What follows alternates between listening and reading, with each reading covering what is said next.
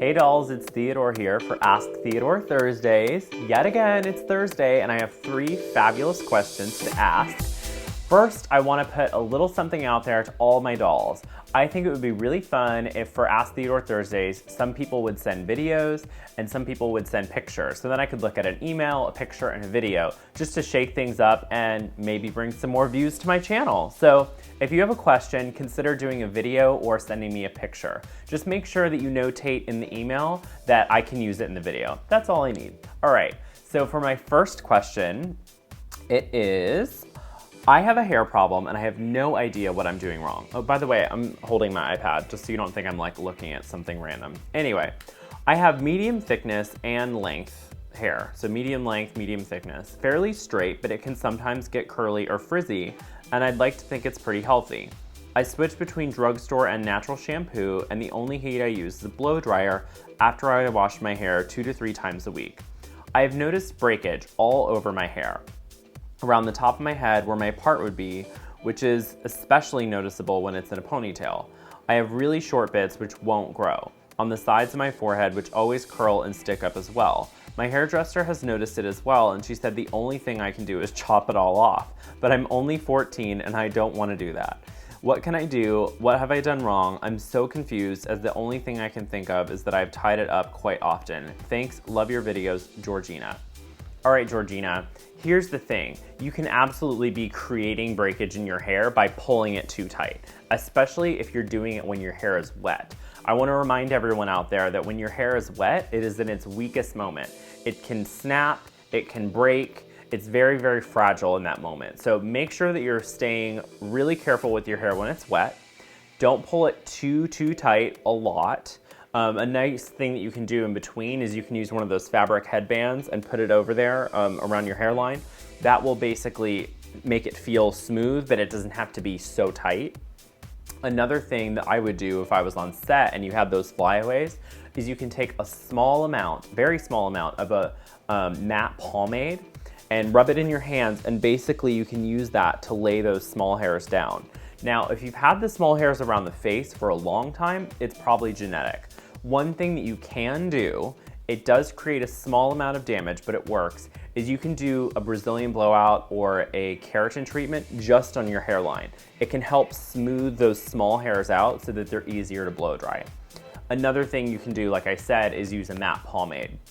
Now, as far as growing it, the main concern is going to be not breaking it again. So use my tips of not combing it too tight or pulling it too tight or doing anything with it while it's wet, and also not having a really super tight ponytail, because all that tightness will definitely break the hair. I've said this a million times, hair is a dead keratin on our heads, and at the end of the day, it is going to be prone to damage, both physical and chemical, so we have to take care of it.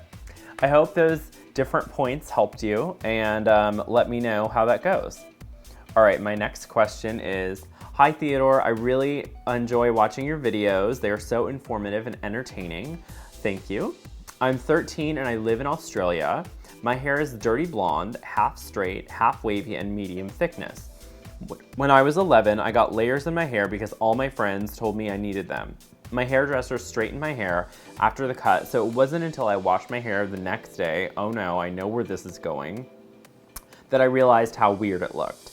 It was straight from the roots to about my ears where there was a poof, and then it went straight for the rest of the way. I got them cut out, but I know I need to get them again in order to avoid the triangle look. Is there any other way they can be cut to avoid the poof, or anything I can do that won't damage my hair to avoid it? Much love, Alice. All right, Alice, it sounds to me like your hair is really, really thick, and so if they just cut layers on it, it is gonna poof because there's still too much weight in the hair. So you wanna look for a hairstylist that's really good at cutting texture or weight out of the hair, because when you layer it and then take the weight out, it can be fantastic and you'll have great layers in your hair and you won't have an A. I know exactly what you're talking about.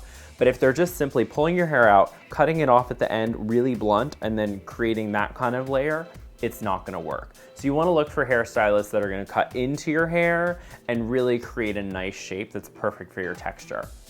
What I recommend is to talk to a few different stylists, show them pictures of what you're looking for, explain your texture, and that way you can figure out if you're on the same page with that stylist or if they completely don't get you.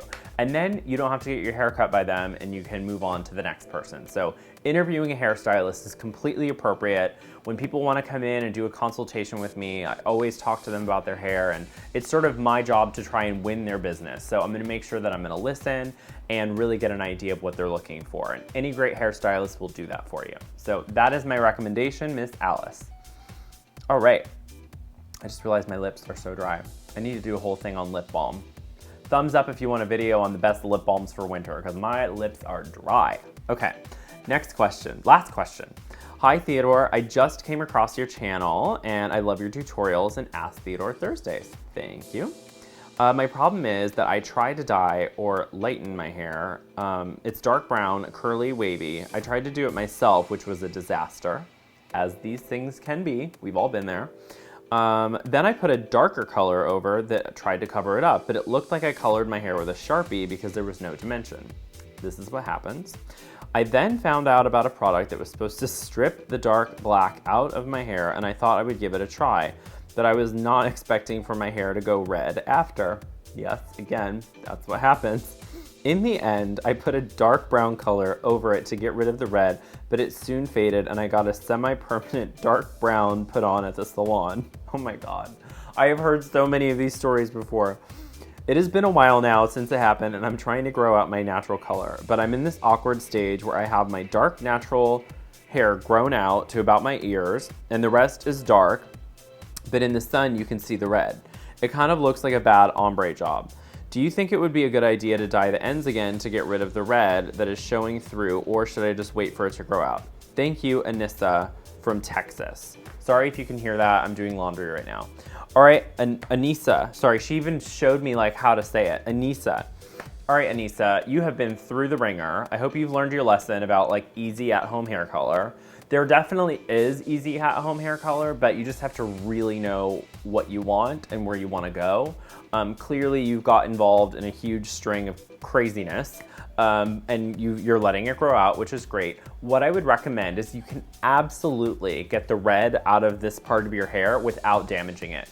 You want to book an appointment in a salon for a gloss.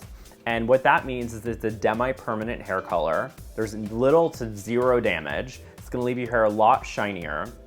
And the thing is the colorist can formulate a color that will counteract the red tones in this part of your hair. And they don't even really need to apply it to the rest of your hair, but they can for shine. So you just want to make sure that you're going to a colorist that knows that you're not looking for a permanent color job here. You're looking for demi-permanent. Because basically in my experience, it stains the hair sort of feeling. And I find that it lasts longer than permanent hair color because you're not needing to open the outer layer of the hair to put those dyes in. They're basically sitting on the surface. And what you can get from that is when you look in the sun, you're not gonna see that redness. It'll just look warm without being red and brassy feeling. So go to the salon and get a gloss. All right, that was my 3 questions for Ask Theodore Thursdays. Again, let me remind you, I would love to see some videos, some photos, and also, of course, emails to ask@theodoreleaf.com. Until next time, bye dolls.